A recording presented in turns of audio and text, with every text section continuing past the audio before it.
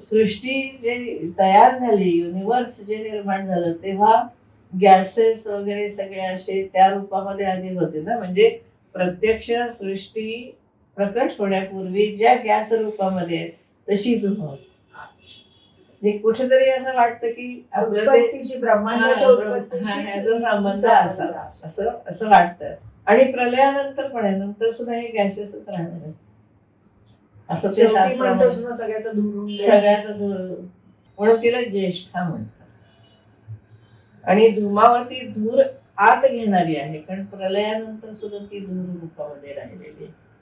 आता ते थोडस त्यांनी आपल्या आयुष्याशी असं जोडलेलं आहे की आपलं आयुष्य 2 अंधारांच्या मध्ये असतं. ही संकल्पना बघा जरा.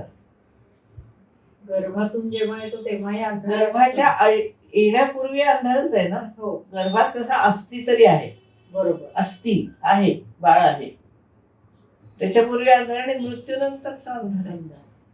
तेव्हा आपलं आयुष्य 2 अंधाराच्या मध्ये आहे.